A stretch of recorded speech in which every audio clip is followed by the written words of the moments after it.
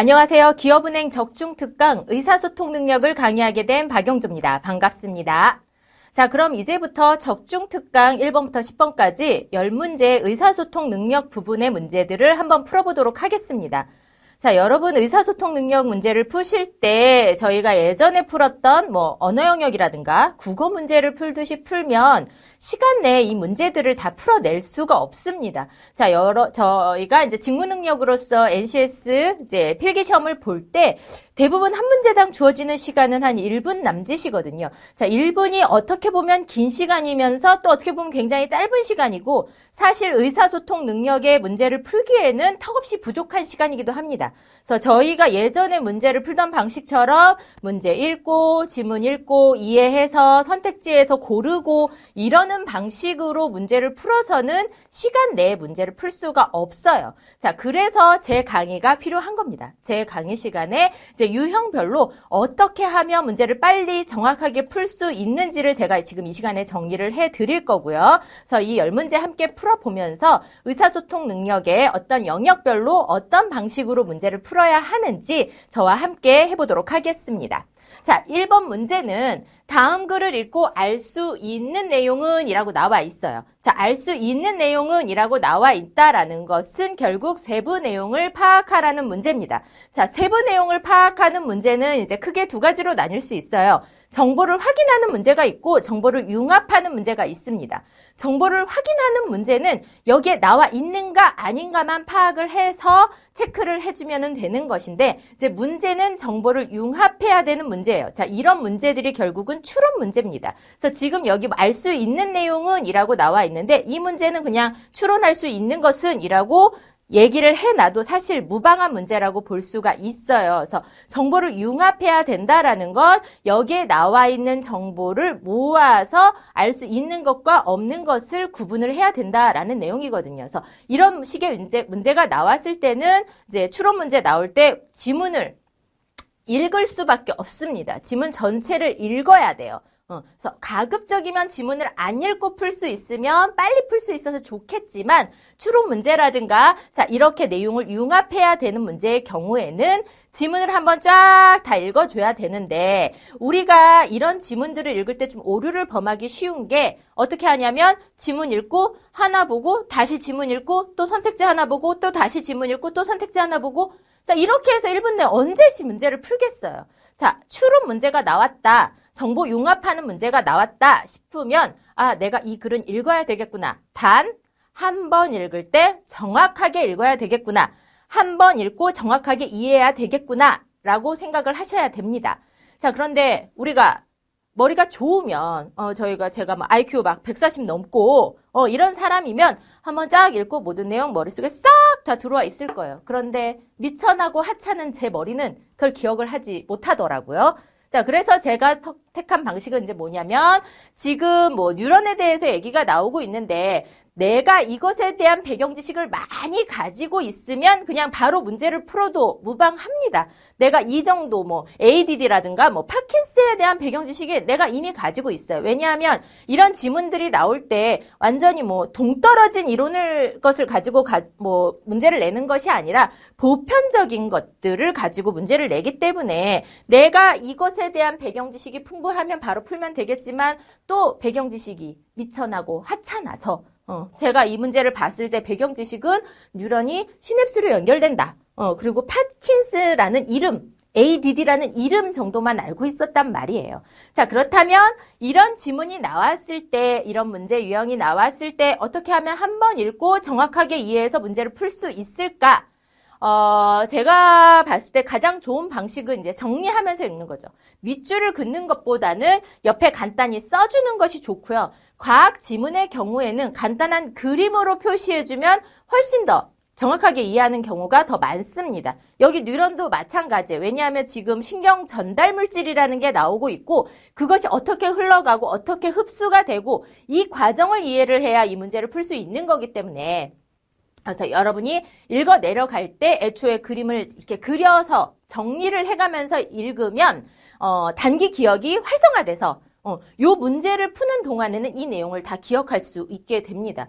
왜요? 읽고 그리고 어쨌든 뇌를 2번 이상 사용하잖아요. 2번 이상 쓰면 어쨌든 사람의 머리는 무의식적으로 기억을 하게 돼 있습니다. 그래서 그런 식으로 한 번 읽을 때 정확하게 읽고 대신 정리를 하면서 읽어라. 그래서 과학 지문의 경우에는 그림으로 간단히 표시해 주면서 이해를 하면 이런 문제들을 보다 빨리 풀어낼 수 있습니다.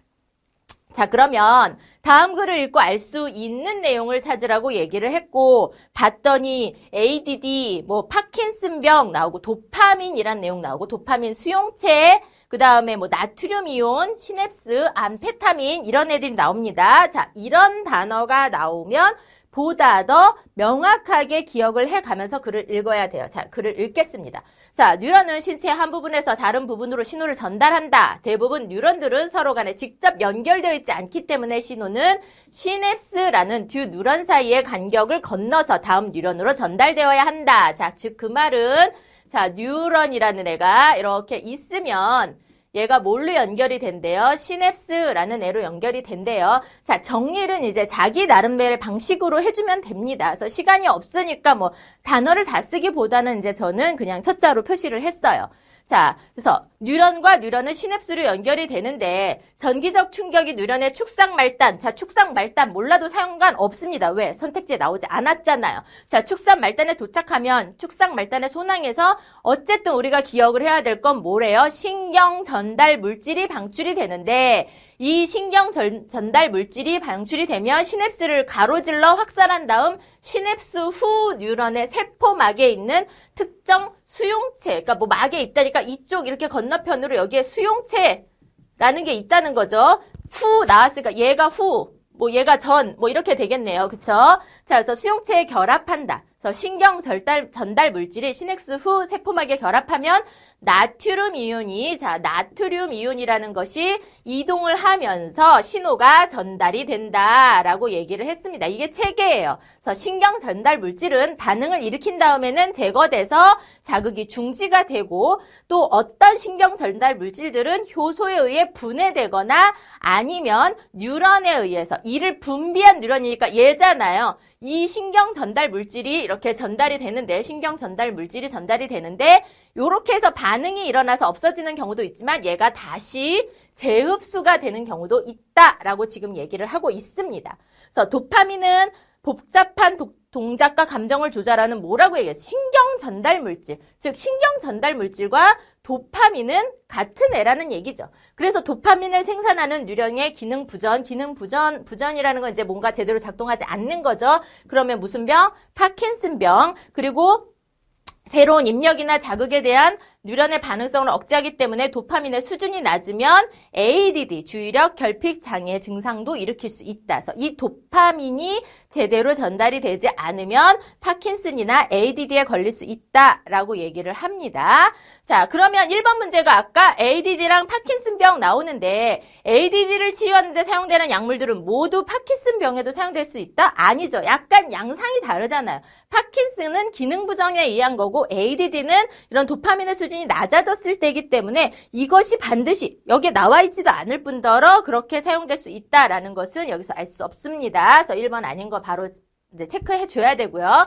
자, 도파민의 결핍 원인은 시냅스 전 뉴런의 도파민 수용체의 과다. 자, 얘도 수용체가 있는데 얘가 과다가 되면 여기서 많이 가져가서 일로 가야 되는데 얘를 가지 못하게 한다라는 내용이잖아요. 그쵸? 재흡수되는 동안 시냅스 전 뉴런의 도파민 수용체가 시냅스로부터 도파민을 제거하기 때문에 자극이 되는 것을 방지하는 게 이게 결핍이래요. 그래서 이 ADD를 치료를 할 때에는 이런 약들을 처방할 수 있는데 우선 리탈린이라는 애는 도파민 재흡수 수용체의 활성을 봉쇄, 그러니까 즉 여기 있는 수용체를 못 쓰게 만듦으로써 어떤 주의력을 향상시키는 거고 아데날 덱세데린과 같은 약물들은 다른 방식인데 이제 그것을 뭐라고 암페타민이라는 암페타민 아까 나왔으니까 얘 기억해야 되잖아요. 그러니까 이 흥분제에 속하는 이 약물들은 뉴런이 저장하고 있는 모든 도파민을 시냅스로 방출하게 되고 재흡수를 방지하도록 도파민 수용체가 아니라 무슨 체예요? 수송체, 여기 옮겨가게 하는 어떤 종류가 있는데 걔한테 모두 가게 해서 반응을 향상시키는 게 치료 방법이라는 얘기죠. 그쵸? 자, 그러면 2번 보면 도파민의 결핍이 심하면 ADD가 발생할 수 있다라고 얘기를 했어요. 그런데 분비량을 늘린다고 되는 것이 아닙니다. 왜요? 수용체가 많이 가져가 버리면 아무리 많이 분비한다고 해도 결핍이 일어날 수 있다라고 얘기를 했어요. 그 다음에 도파민 수용체가 도파민의 분비량과 비례한다. 뭐 이런 내용은 나와 있지 않습니다. 그 다음에 시냅스에서 신경 전달 물질 전달에 문제가 생길 경우 나트륨 이온이 제거된다. 아까 나트륨 이온이 이동한다는 얘기지만 제거에 대한 내용도 역시 없었죠. 자, 암페타민 계열의 약물은 시냅스 후 세포가 흥분하여 신경 전달 물질에 의해 반응이 일어나는 것을 용이하게 한다. 아까 암페타민이 어떻게 한다 그랬어요? 도파민을 시냅스로 방출하고 수송체에 바로 결합하게 해서 반응을 계속 일으키도록 해서 ADD를 치료하는 데 도움을 준다라고 얘기를 하고 있는 거거든요. 그래서 답은 바로 5번에서 확인이 되는 거죠. 그쵸? 그래서 이런 과학 지문이 나왔을 경우, 그리고 뭐 어떤 흐름이라든가, 뭐 방향이라든가 이런 게 나왔을 경우에는 주로 이제 그 방향성에 대해서 묻는 문제들이 많이 나오니까 이런 지문들은 이제 그림으로 정리해 가면서 읽으면 한 번을 읽더라도 이 그림만 보고 파악할 수 있도록. 저는 지금 공간이 협소해서 이렇게 좀 어수선하게 그렸지만 여러분들 시험지는 크잖아요. 이제 그 공란에다가 이제 잘 그림을 예쁘게 그려서 정리해 가면서 읽으면 문제를 풀 때 그 그림만 보고서 바로 문제를 풀 수가 있을 겁니다. 이제 그게 가장 시간을 절약할 수 있는 과학 지문이 나오는 추론 문제에서 시간을 절약할 수 있는 방법이에요. 자, 두 번째 문제 보도록 하겠습니다. 다음 글에 중심 내용으로 가장 적절한 것은 그랬어요. 자, 중심 내용을 찾으라는 문제는 이거는 이제 시간을 확 줄일 수 있는, 자, 여러분 시간 줄이세요 하고 얘기하는 문제입니다. 중심 내용 문제가 나오면 아, 이거는 빨리 풀 수 있구나. 나 간단히 풀 수 있다. 자, 어떻게 간단히 풀 수 있을까? 자, 마지막 문장만 보면 됩니다. 마지막 문장 뭐라고 나왔냐면 공유된 이익의 영역이 확장될 수는 있겠지만 가치와 우선순위의 차이와 중요한 상황적 차이 때문에 이익 갈등은 계속 존재하게 될 것이다. 자, 이해 못해도 상관없어요. 자, 마지막 문장에 공유된 이익이 확장되겠지만 어떤 차이가 있어서 갈등은 계속 있을 것이다 라는 내용이 나오는데, 자, 이 마지막 문장과 의미는 같은데 단어만 다르게 만들어 놓은 게 중심 문장입니다. 그러니까 결국에는 공유된 이익, 확장, 뭐 갈등 이런 말이 나오는 걸 찾아주면 되는데 봤더니 뭐 상호 의존적 국가 이익은 미래에 따라 빠른 속도 얘기 나온 적 없고, 자, 봤더니 국가 간에 공유된 이익의 확장, 공유된 이익의 영역이 확장될 수는 있지만 이거 그냥 다른 말로 바꿔놓은 거잖아. 공유된 이익의 확장은 자, 이익 갈등을 변화시킨다. 자, 뭐 때문에? 가치와 우선순위의 차이와 중요한 상황 차이 때문에 이익 갈등이 변화시키기는 하지만 계속 존재한다. 완전히 소멸시키지는 못한다. 계속 존재한다. 계속 있을 거다. 소멸시키지 못한다. 다른 말로 바꿔놨을 뿐이지 결국 말은 똑같은 거거든요. 자, 중심 문장은 이렇게 나옵니다. 그래서 여러분이 내가 이 내용을 다 읽고 그 내용을 파악을 해서 중심 내용을 찾을 것이 아니라 주로 마지막 문장을 가지고 중심 문장을 찾을 수 있는 경우가 굉장히 많아요. 왜? 시간을 절약하라고. 빨리 풀라고. 이거 다 읽고 풀면 지문이 짧지만 그래도 시간이 1분 넘게 걸릴 수도 있습니다. 자, 그런데 뭐예요? 마지막 문장만 보고 그 마지막 문장의 내용은 같으나 단어만 다르게 사용한 문장을 찾아주면, 그 선택지를 찾아주면 그게 바로 답이 된다. 여기 뭐 내가 뭘 봤더니 이제 제목 주어들은 어쨌든 다 국가거든요. 뭔가 국가에 대한 내용을 얘기를 하고 있는데 이제 국가 간에 공유된 이익이 확장될 수는 있지만 갈등은 계속 존재한다. 이익의 확장이 갈등을 변화시키지만 소멸시키지 못한다. 계속 있게 한다. 결국 똑같은 말을 하고 있거든요. 그러면 바로 중심 문장 찾아지는 거죠. 중심 문장은 이렇게 찾아주면 간단합니다. 그래서 이렇게 안 찾아졌을 때 뭐 맨 첫 문장 보고 마지막 문단 정도 한번 문단을 읽어서 정리함으로써 중심 문장 찾을 수 있지만 대부분은 이렇게 마지막 문장만 가지고도 중심 문장을 찾을 수가 있어요. 그래서 그것만 보고 간단하게 뭐 내가 이 내용을 이해하려고 해서 이해해서 그 내용을 종합해서 중심 문장을 찾아야지 이렇게 하면 너무 복잡하고 시간이 오래 걸립니다. 마지막 문장 보고 마지막 문장에 의미는 같으나 단어만 다르게 쓰여져 있는 선택지가 있는가? 그걸 찾아서 마킹을 해주면 바로 정답이 되는 겁니다. 그래서 답은 2번입니다. 자, 3번 문제. 자, 추론 문제 나왔어요. 다음 글에서 추론할 수 없는 것을 찾으라고 얘기했습니다. 자, 추론 문제가 나오면 지문은 다 읽을 수밖에 없습니다. 자, 읽어야 되는데 어떻게 읽어라? 한 번 읽더라도 정확하게 읽어라. 자, 그러면 한 번 읽을 때 정확하게 읽으려면 어떻게 방식을 취해야 하느냐? 그건 선택지에서 힌트를 좀 얻을 수 있습니다. 자, 선택지를 봤더니 흑채의 온도를 높이면 흑채가 검지 않게 보일 수도 있다. 공동의 온도가 올라감에 따라 방출량은 방출량은 커지다 줄어든다. 공동을 가열하면 어쩌고 나오고 흑채가 자 지금 흑채라는 단어와 공동이라는 단어가 나와요. 자 그렇다면 여기 나오는 글은 흑채와 공동에 관한 내용이겠구나. 보통 두 가지 대상이 나오면 우리가 그 두 가지 대상을 얘기하는 방식은 두 가지의 공통점을 얘기하거나 두 가지의 차이점을 얘기하거나 자 그러면 우리가 글을 읽으면서 얘네가 공통점이냐 차이점이냐를 살펴봐 줘야 되고 추론 문제면 얘네 둘이 공통적인 거면 흑채의 것을 공동에다 갖다 놔도 서로 무방한 것이고 얘네 둘이 어떤 대조, 차이점에 들어서 얘기를 하는 거면 이제 흑채에 대한 걸 공동에다 갖다 붙여놓으면 얘가 추론할 수 없는 것, 적절하지 않은 것이 된다라는 것으로 기억을 해두면 되는 거잖아요. 자, 그러면 읽으면서 우리가 중점적으로 봐야 될 건 흑채와 공동의 관계이다. 자, 읽어봅시다. 자, 흑채 복사는 모든 전자기파를 반사 없이 흡수하는 성질을 갖는 이상적인 물체인 흑채에서 방출하는 전자기파 복사를 말한다. 흑채에서 전자기파가 복사되는 것을 흑채 복사라고 얘기를 한답니다. 자, 20도씨의 상온에서 흑채가 검게 보이는 이유는 모든 전자기파를 반사 없이 흡수하고 또한 가시 영역의 전자기파를 방출하지 않기 때문에 하지만 흑채가 가열이 되면 전자기파의 특성이 변하고 방출하는 다양한 파장의 자기파에는 어떤 것? 가시 영역의 전자기파도 있기 때문에 다양한 색을 띨 수 있다.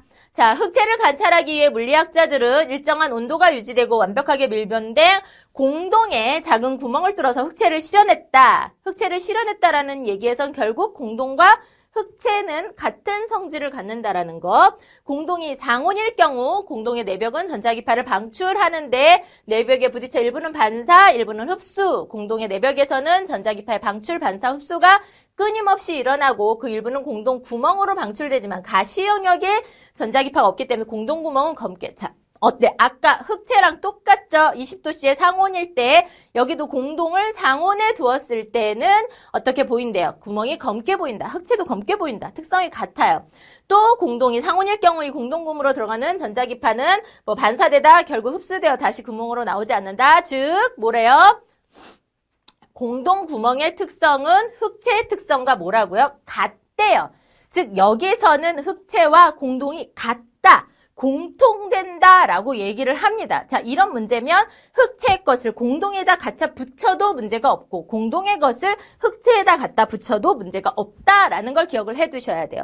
한편 공동이 충분히 가열되면 역시 똑같죠. 가시 영역에 전자기파가 방출돼서 색을 띈다. 아까 흑채랑 계속 똑같습니다. 그래서 흑채가 방출하는 전자기파의 특성과 뭐래요? 일치한다. 즉 흑채와 공동은 같은 성질을 가진다. 그래서 물리학자들은 어떤 주어진 온도에서 공동 구멍으로부터 방출되는 공동 복사의 전자기파 파장별 복사 에너지를 측정을 해봤더니 전자기파의 파장이 커짐에 따라 복사 에너지 방출량이 커지다가 다시 줄어드는 경향. 그러니까 지금 여기서는 공동에서 전자기파가 커짐에 따라 복사 에너지 방출량이 커지다 다시 작아지더라. 이거는 그러면 모두 똑같이 흑채에서도 똑같이 전자기파의 파장의 커짐에 따라 이거 아까 근데 어디 나왔었는데 자 여기 봤더니 복사 에너지 방출량은 커지다가 줄어든다 했는데 뭐에 따라? 전자기파의 파장이 커짐에 따라 라고 얘기했잖아요. 온도가 올라가서 그러는 것이 아니라 전자기파의 파장이 커지기 때문에 자, 온도를 가열하면 흑체든 공동이든 검지 않게 보일 수, 가시 영역의 전자기파도 나오기 때문에 다양한 색을 띨 수 있다라고 얘기를 했으니까 이건 맞고요. 그다음에 공동을 가열하면 다양한 파장의 전자기파 방출된다. 그쵸? 그래서 그 중에 어떤 가시 영역의 전자기파가 있기 때문에 다양한 색을 나오게 한다. 그래서 공동이든 흑체든. 그리고 흑체가 전자기파를 방출할 때 복사에너지 방출량이 달라졌었죠. 파장이 커지면 이제 방출량도 커지다가 줄어드는 모습을 보인다라고 얘기를 했으니까. 그래서 답은 바로 2번입니다. 그래서 이런 문제의 경우 공통점이니까 흑체의 것을 공동에다 갖다 붙여도 충분히 추론이 가능한 것이다. 그래서 지금 여기서는 흑체와 어떤 그냥 나와 있는 정보 가지고 얘기를 한 거죠. 그쵸? 전자기파의 파장의 커짐에 따라 복사에너지 방출량이 커지다 줄어들어에 따라 똑같이 나오게 되는 겁니다. 그래서 추론 문제의 경우 그런 방식으로 이제 공통점일 때는 A와 B가 있을 때 A의 것을 B에 붙이고 B의 것을 A에 붙이고 해서 차이점을 얘기할 때도 마찬가지입니다. A의 것을 B에다 붙여서 적절하지 않은 것, 추론할 수 없는 것을 만든다던가 하는 방식으로 문제가 출제가 된다라는 것을 이렇게 두 가지 대상이 나올 때는 그 대상의 공통점과 차이점을 명확하게 구분을 해서 이것이 어떻게 교차되는지, 교차돼서도 되는지, 교차되면 안 되는지를 파악해서 문제를 풀어주면 간단하게 풀 수 있는 문제입니다. 자, 4번 문제. 다음 약관에서 잘못된 표기를 바르게 수정한 것을 모두 골라라. 자, 표기 문제입니다. 우리 문서 2의 영역에서 문서를 적절하게 잘 작성하기 위해서는 적절한 어휘와 어법에 맞는 단어들을 사용을 해줘야 되는 거거든요. 그래서 여기 나와 있는 내용은 읽을 필요 없이 우리는 이제 기역, 니은, 어딨나요? 디귿, 리을, 미음. 요 부분만 봐주면 됩니다. 자, 연체료률. 발음 너무 이상하죠? 연체류률이 아니라 연체류율이 맞습니다. 자, 기억은 맞게 되는데, 자, 이 원칙은 어떻게 되냐면, 이 렬이라든가, 률 앞에 모음이나, 아니면 니은음이 나오게 되면, 그때는 뭘로 바뀐다? 열이나 율로 바뀌게 됩니다. 자, 이 원칙을 혹시 몰라도, 모음인지 니은이, 여기서는 이제, 요라는 모음이 나왔으니까 율이 오는 게 맞는 거거든요. 원칙적으로는 그렇습니다. 자, 그런데 내가 그 원칙을 몰라도 우리가 발음을 해보면 쉽게 구분할 수 있어요. 연체료율 이렇게 발음하지 않거든요. 연체료율이라고 발음을 하죠. 왜? 그게 더 편하니까. 하지만 확률, 법률 같은 것들은 확률, 법률 이렇게 발음하지 않습니다. 왜? 그게 어렵거든요. 그래서 발음을 쉽게 하기 위해서 이런 의문의 변동들이 나타나게 되는 것인데 그 의문의 변동이 이제 표기법에 적용이 된 예가 바로 이런 경우가 되는 거예요. 율자지만 두음법칙이 적용돼서 율이 되는데 언제 이제 앞에 모음이나 니은이 왔을 때 바로 렬율이 열율로 되는데 이런 원칙을 모르더라도 내가 발음만 해봐도 내 입에 자연스러운 것이 더 맞는 표기다. 문법적 규칙을 잘 모르겠을 때 이런 문제는 읽어보세요.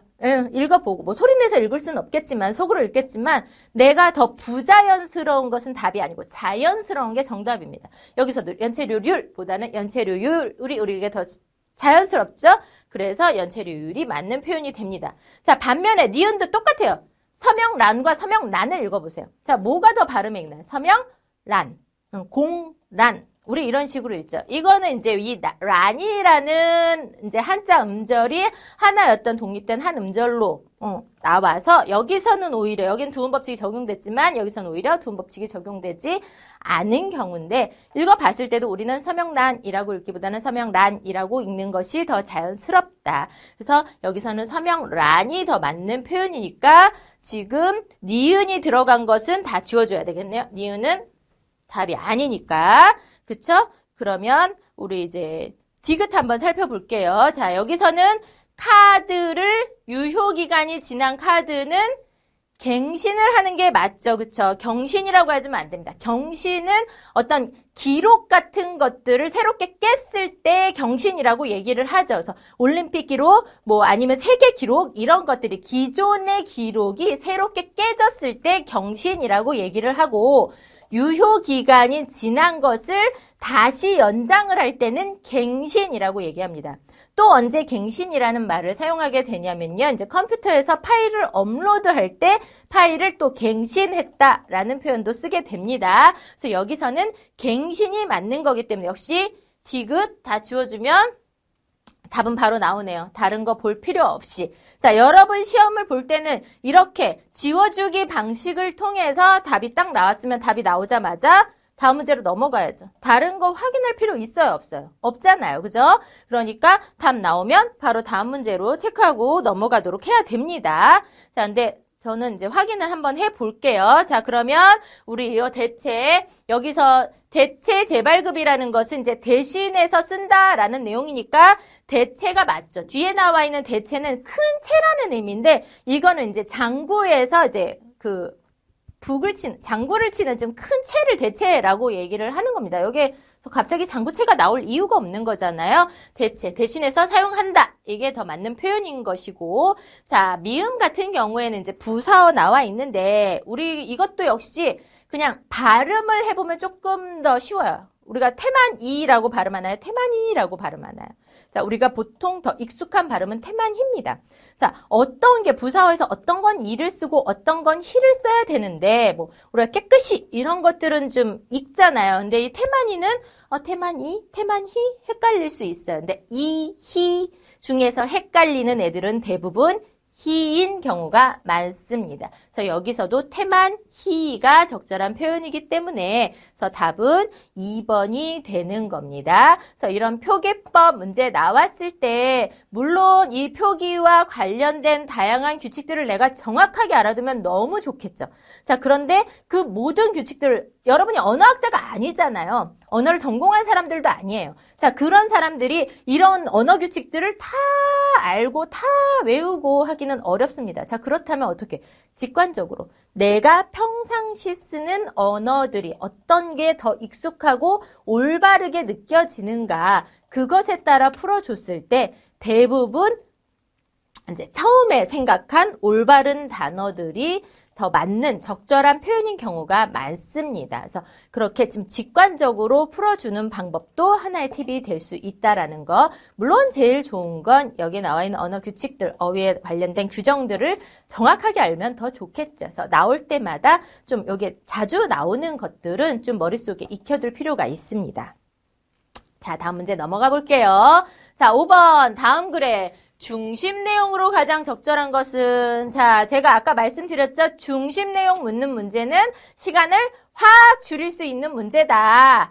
자, 그러면 어디를 봐라? 맨 마지막 문장을 봐라. 자, 맨 마지막 문장을 봤더니 주관의 독창성과 객관적 수용 가능성이 조화를 이룰 때 사상의 가치는 빛을 발한다. 자, 중심 내용 찾을 때 이것을 이해할 필요는 없고 제가 뭐라고 얘기했어요?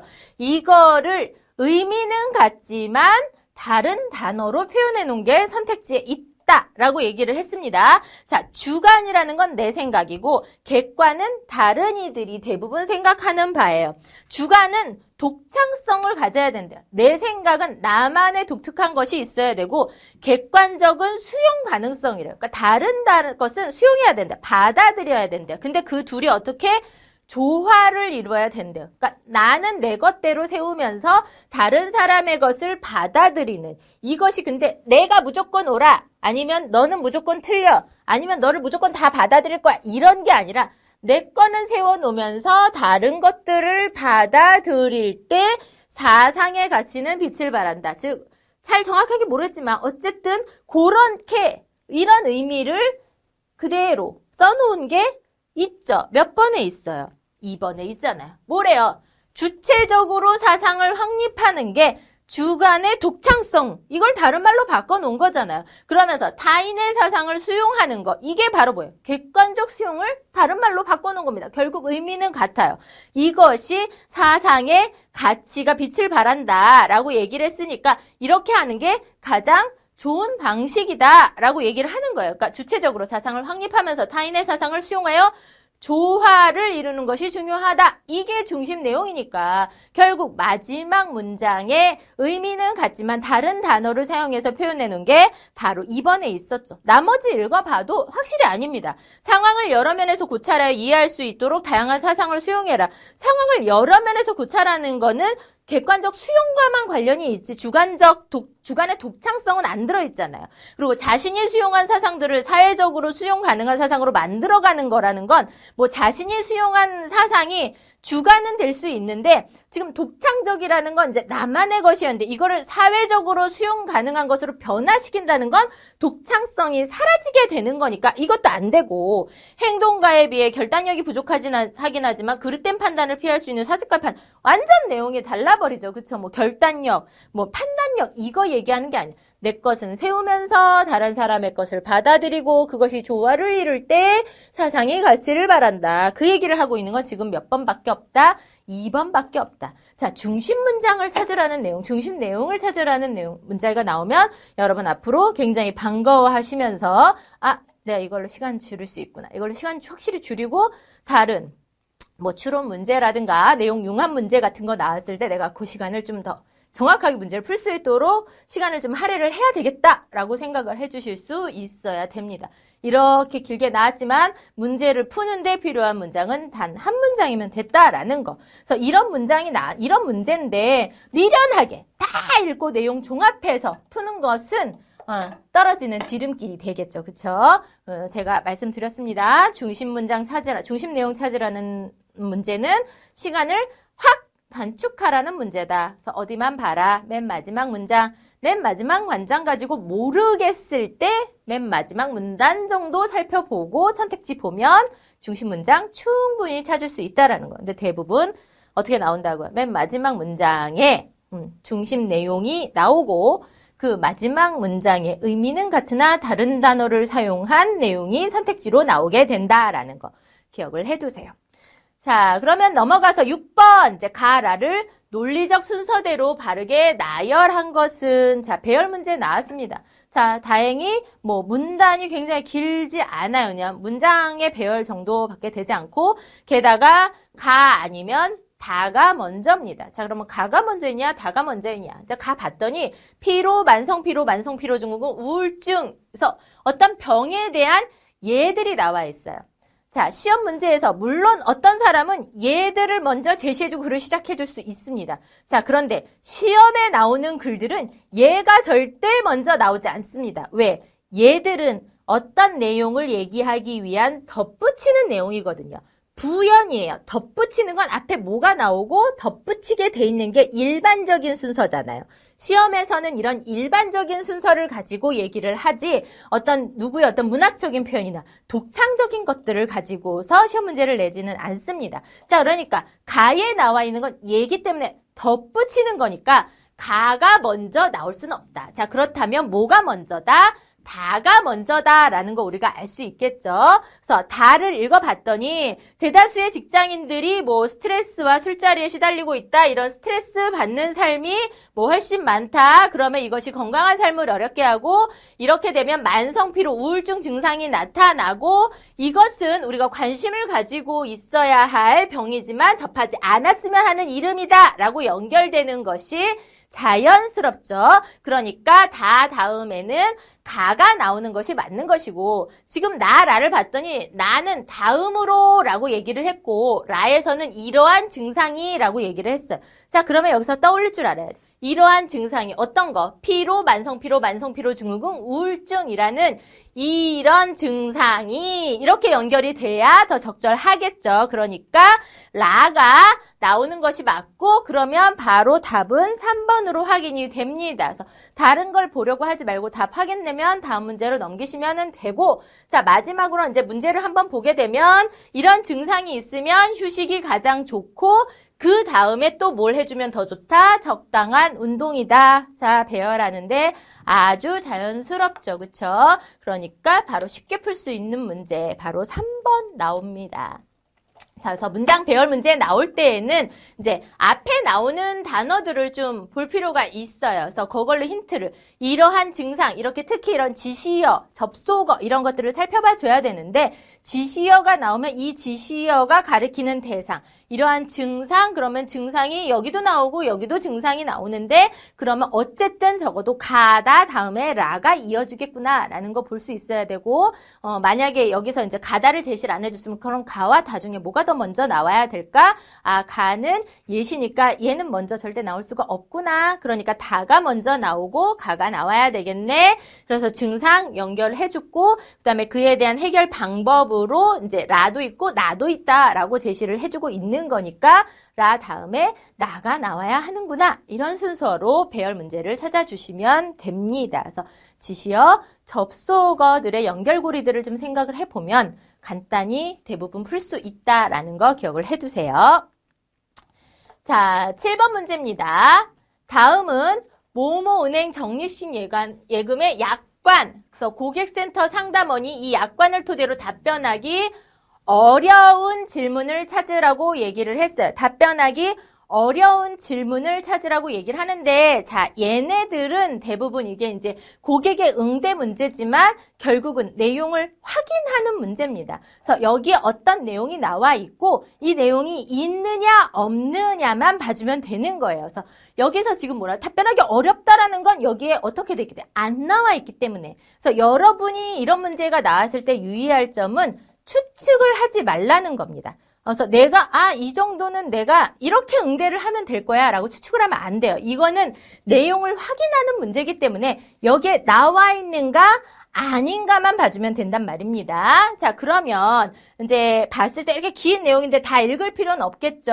그래서 주로 이제 주어 정도만 보고서 1조는 적립식 예금 첫 문장 정도 이런 것들 이렇게 대충 위치만 좀 기억을 해둔 다음에 자, 우리가 살펴봐야 될 선택지를 보면서 그 위치에 정확히 찾아가서 확인, 그 내용이 있는가 없는가. 있으면 응대해 줄 수 있지만 없으면 응대해 줄 수가 없는 거잖아요. 자, 그러면 1번 중도 해지와 만기 후 이자 지급 방법은 어떻게 다른가요? 라고 얘기를 했을 때 자, 봤더니 6조에서 거래처가 만기일 후, 만기일 전, 약정한 월 입금하지 않고 어쩌고 저쩌고 나왔잖아요. 그러니까 해지 전과 해지 후, 중도 해지와 만기 후 지급 방식이 다르다라고 1번, 2번 제시해 놨으니까 이것은 얘기를 해줄 수가 있습니다. 자, 그러면 2번 같은 경우 정기 적립식 예금의 납입 날짜는 어떻게 정하는 것이 좋은가요? 그랬는데 자, 지금 봤더니 매월 약정한 날짜에 월 저축금을 입금해야 한다라는 규정은 있지만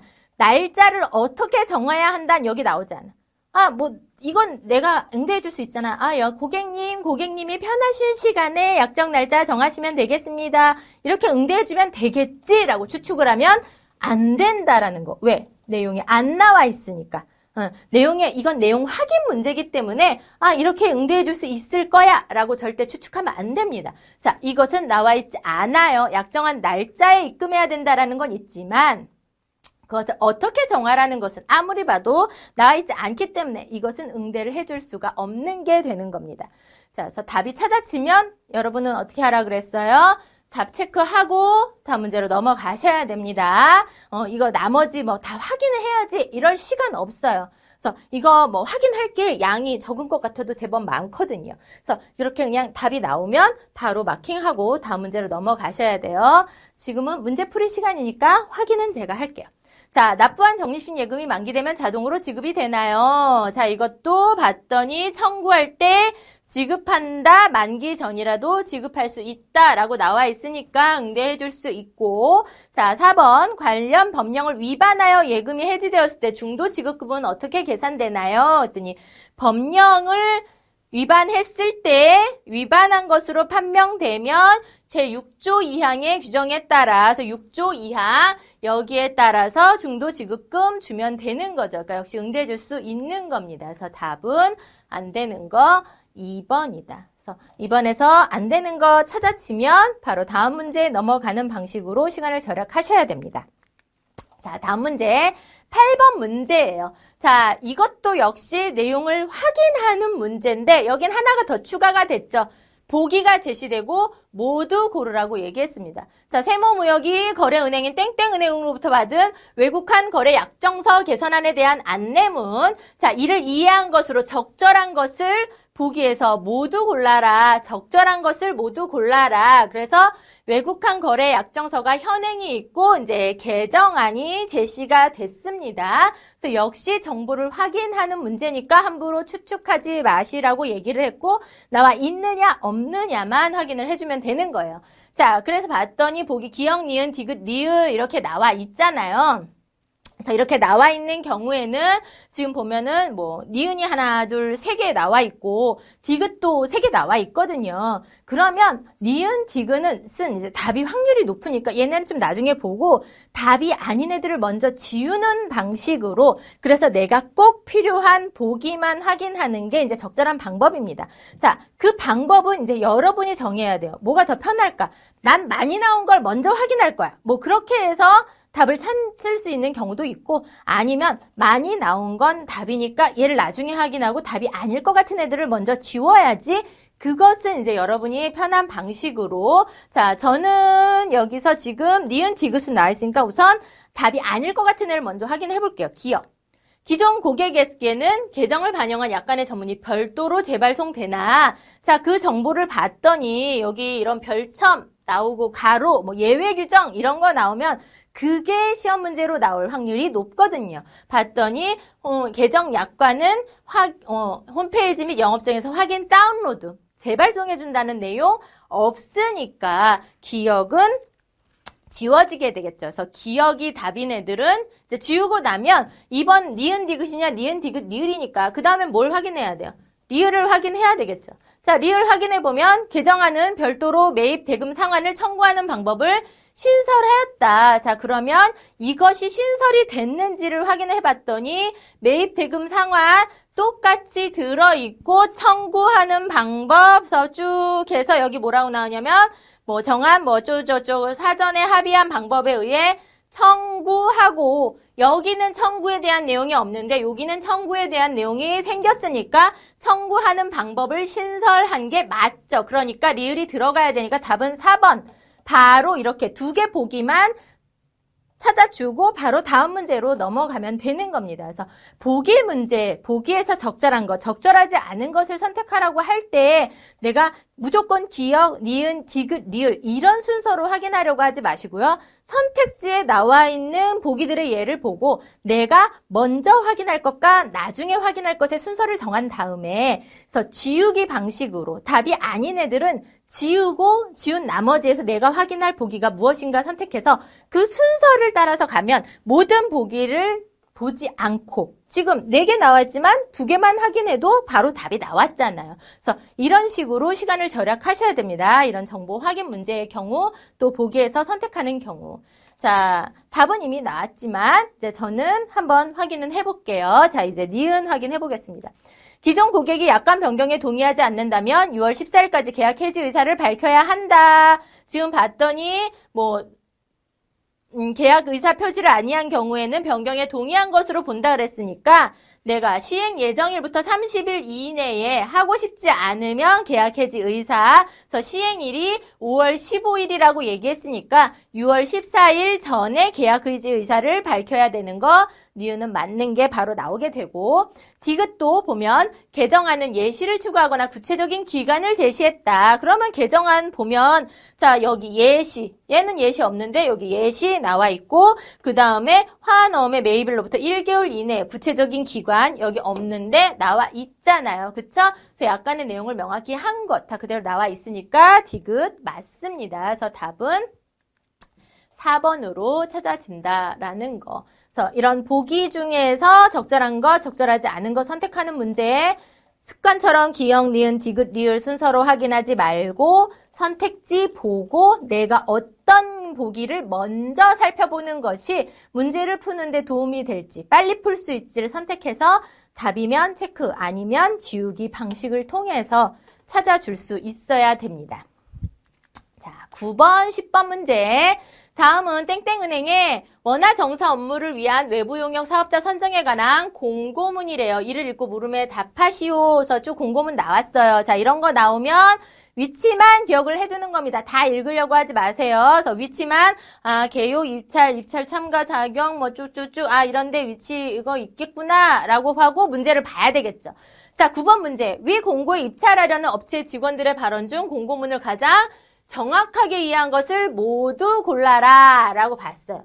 자, 지금 봤더니 이제 4개니까 물론 A, B, C, D 해서 볼 수 있는 경우도 있고 지금 여기서 보면 이제 B가 3개 나왔거든요. 그래서 이 문제는 좀 많이 나와 있는 걸 먼저 좀 확인을 해볼게요. 그래서 B 먼저 좀 확인을 해보도록 하겠습니다. 그래서 제안서 제출 시 전국적인 현금 정사 시스템을 미리 보유하고 있어야만 입찰에 참가할 수 있네요. 그럼 입찰 자격을 보면 되잖아요. 자, 봤더니 현금 정사 시스템을 보유하고 있거나 완비가 가능한, 그러니까 반드시 미리 보유하고 있어야만 하는 건 아니라는 얘기잖아요. 그러니까 B는 안 들어가. 즉 B는 다 지워져야 된다는 얘기예요. B가 들어간 건 다 지워지면 답은 몇 개밖에 안 남아요. 1번밖에 안 남습니다. 자, 그러면 그냥 B만 확인하고 바로 답이 나와버리게 되죠. 그래서 1번 답 체크하고 시험 볼 때 다 문제 넘어가야지 내가 A 사원, C 사원, D 사원 나 다 확인할 거야. 이럴 필요 절대 없다라는 거 기억을 해두세요. 자, 그런데 이제 지금은 문제풀이 시간이니까 역시 제가 이제 확인은 한번 해보겠습니다. 자, A 한번 볼게요. 입찰 관련 서류 제출을 위해서는 입찰 참가자가 반드시 직접 방문해서 접수해야 하느냐. 자, 봤더니 우편 접수는 불가라고 예외 규정을 딱 이렇게 가로에다 넣어서 표시를 해줬죠. 우편 접수 안 된다라는 건 어떻게? 직접 와야만 한다라는 내용이니까 A 사원은 맞는 게 되는 거죠.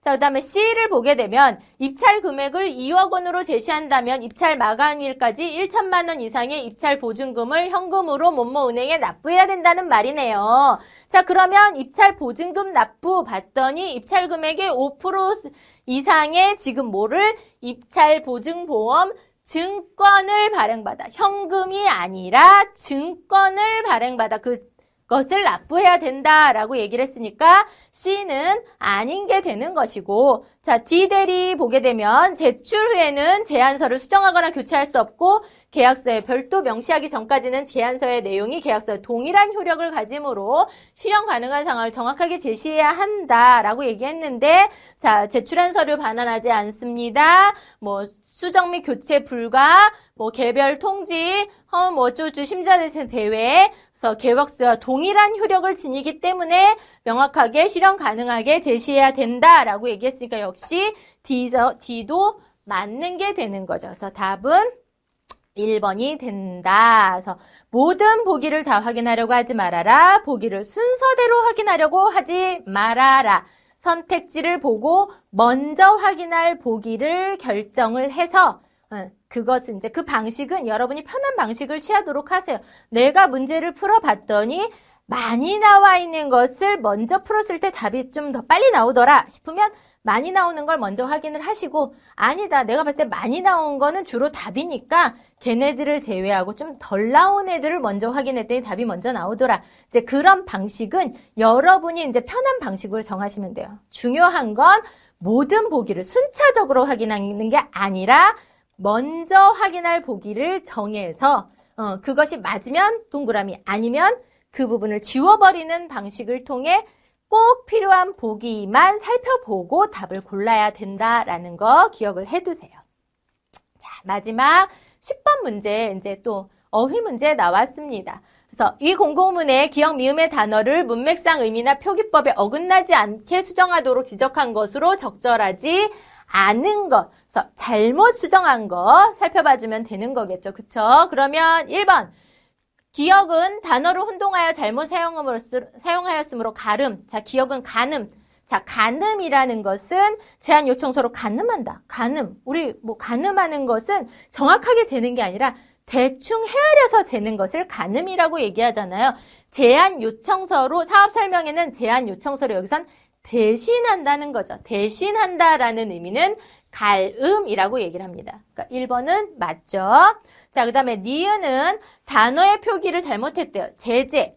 자, 국가를 당사자로 해서 부정당 업자로 등록되거나 제재받, 여기서 제재를 받는다 그러면 뭔가 어떤 제한이 되거나 금지를 받는 걸 얘기를 하는 거죠. 그 제재는 요 제재입니다. 제한하고 금지한다라는 뜻의 제재가 되고 여기에 이 I가 나오는 제재, 이 제는 재상의 제자거든요. 그래서 어떤 일에 대해서 재상급이라는 내용이에요. 그러니까 그 말은 뭐냐면 그 일을 할 권한을 다 가지고 있을 때 이 I 제재를 쓰게 되는 것이고 여기서는 그 일을 못하도록 제한, 금지받은 사실이 있느냐 없느냐를 판단을 해준다는 거니까 그 일을 하지 못하도록 제한, 금지한다라는 건 어이가 들어가는 제재가 들어가야 된다라는 것. 그러니까 제재로 수정해 주는 거 역시 적절합니다. 자, 그 다음에 디귿을 보게 되면 단어의 쓰임을 준용으로 수정한다. 그래서 협상에 의한 계약 체결 기준을 차용한다라는 건 빌려 쓰는 거거든요.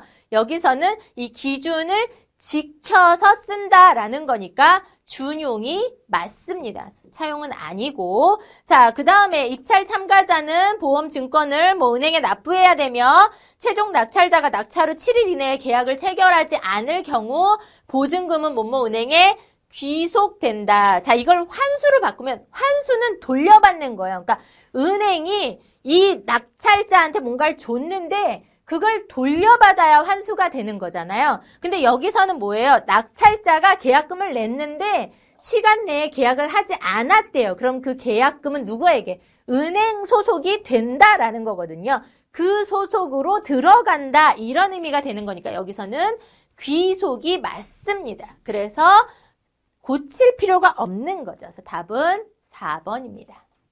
자, 지금까지 저와 총 10문제 풀어봤습니다. 그래서 유형별로 어떻게 풀어야 되는지, 중심 내용을 찾는 문제인지, 세부 내용을 찾는 문제인지, 세부 내용을 찾는 문제면 내용을 확인하는 문제인지, 내용을 융합하는 문제인지에 따라서 문제 푸는 방식이 다 달랐어요. 그래서 의사소통 능력 부분의 문제를 풀 때 모든 문제를 같은 방식으로 푸는 게 아니라 문제의 유형에 맞춰서 그에 따른 적절한 방법으로 문제를 풀어줬을 때에서 어떤 글은 지문을 전체를 다 읽어야 되지만 어떤 문제의 유형은 지문의 일부분만 보고도 충분히 문제를 풀 수가 있었잖아요. 그쵸? 그래서 이런 방식을 적절하게 사용을 해서 시간을 절약하셔야 됩니다.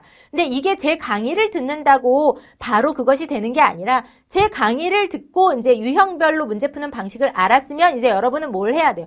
문제를 풀 때 그것을 적용해서 좀 반복적으로 풀어봐야 됩니다. 그래야 시험을 보면 우리가 좀 긴장을 하고 그 다음에 어떤 압박감 같은 것도 있거든요. 특히 의사소통 능력 같은 경우에는 이렇게 문제 하나당 지문이 길어요. 그 긴 지문을 보면 우리가 압박감을 느끼고 긴장도가 좀 더 높아지게 됩니다. 근데 그때 기억하셔야죠. 아, 내가 이것을 다 볼 필요는 없어. 나에게 이것이 다 필요한 것인지 아닌지를 문제를 보고 선택한 다음에 다 필요하다고 판단이 되면 한 번 읽때 정확하게 해서 내용을 정리하거나 그림을 그리거나 하는 방식으로 정확하게 읽어서 선택지에서 답을 골라주면 되는 것이고 이제 그렇지 않고 그냥 부분만 보고 파악할 수 있는 문제의 경우에는 빨리 그 부분을 체크를 해서 문제풀이를 하는 방식으로 넘어가셔야 됩니다.